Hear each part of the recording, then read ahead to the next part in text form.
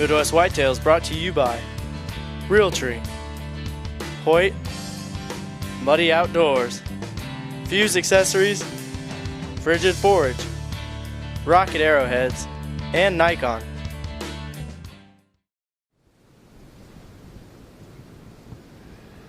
Well, thanks for joining me today. It's the 13th of February, and it's the first episode of our new MW off-season series. It's a real blustery day, real warm, 50 degrees. Snow is melting. It's kind of the first heat wave, really, of the whole winter. I mean, I'm thinking back, and it's been pretty chilly right on through. So we got a lot of snow on the ground here, but I'd say within a couple of days, we're going to be down to bare leaves, so we can get out and start looking for some shed antlers. Today's episode is going to be kind of typical of what we're going to be doing here on the MW off-season shows. We're going to go through, we're going to go through topics that we just don't have time to cover during the season. We've got so much hunting action to bring you at those times that we don't really have as much time to get into the educational side of why we're doing what we're doing is what we'd like. So today we're going to go over a couple of my favorite stands. I'm going to lay them out for you and explain why they're good, and hopefully at the end of these things you can walk away and find something similar in the area where you hunt. So come on into my office and join me. I'm going to pull up a couple of maps.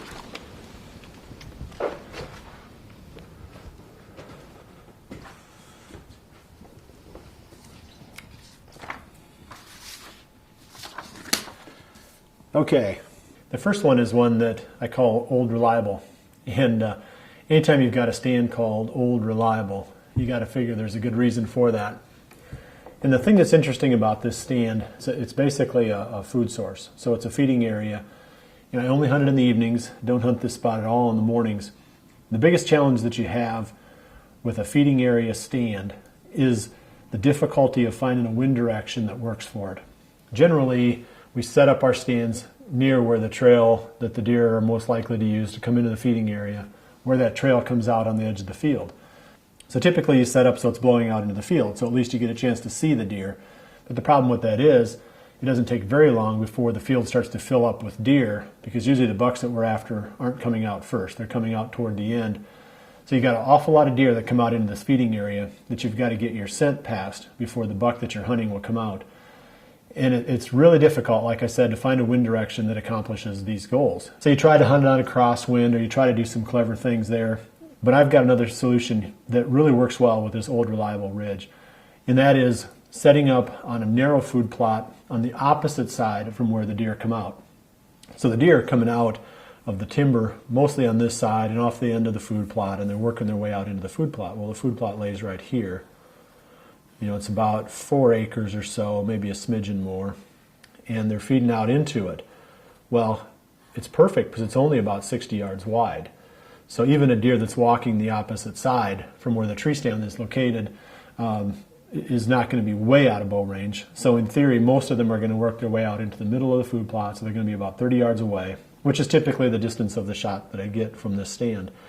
So I can hunt this with a wind coming in from the west, blowing in this direction, and there's a big ditch back in behind the stand.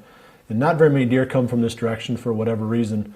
Typically they're coming from off the end of the field and then out in this big expanse of timber from this direction. So anyway, I want to talk about this stand a little bit today and really explain this situation so you get a sense of how one of my favorite stands works.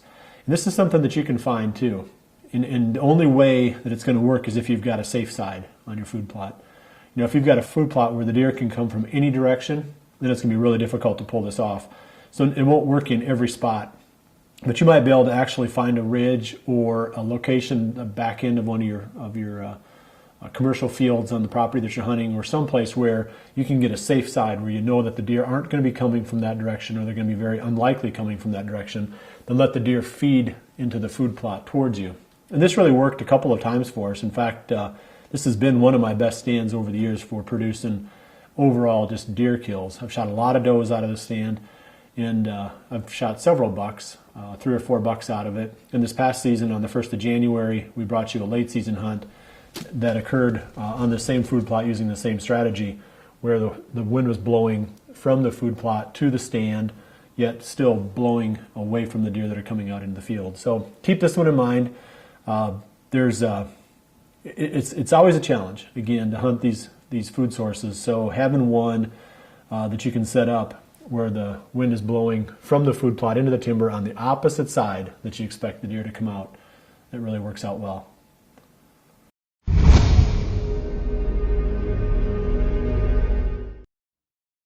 There's a couple types of stands that I've got on the farm. Some of them I've actually set up. It made sense to me. I set them up on purpose, and I'm hunting them as a result of the study of the aerial photo and the topo maps and a little bit of on-the-ground scouting. And then I've got some stands that sort of have evolved over time that don't necessarily make a ton of sense, but they're still really good stands.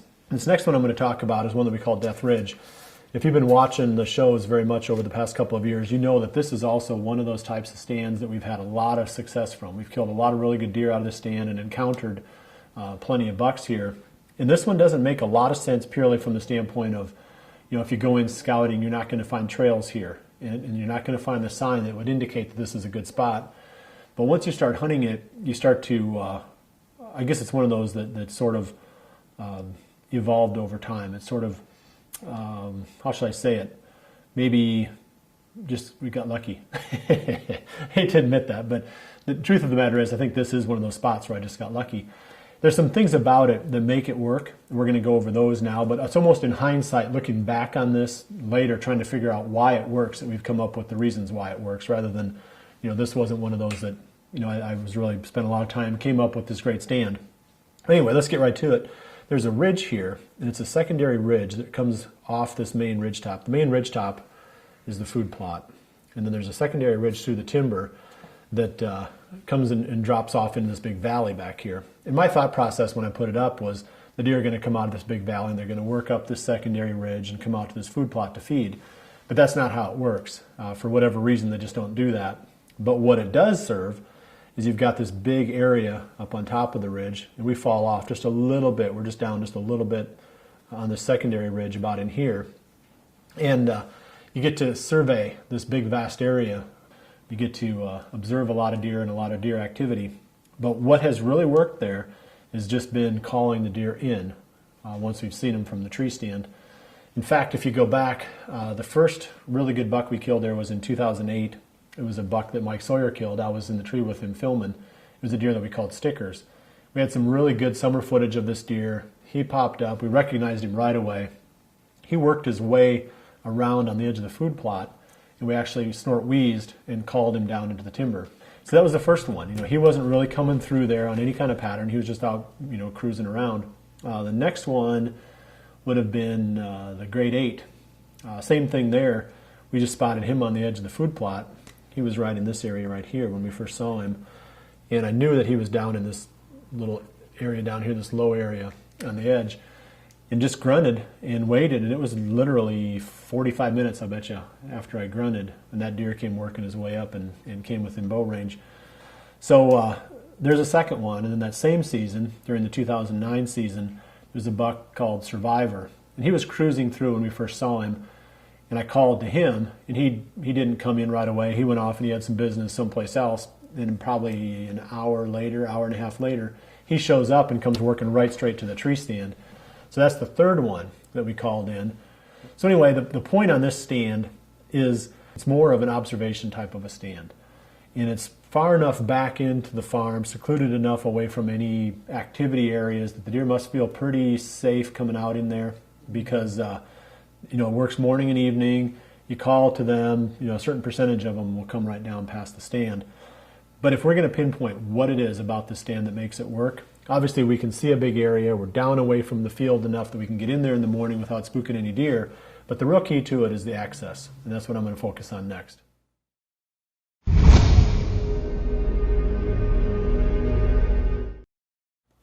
I'm a real stickler for the entry and exit routes on the stands that I hunt.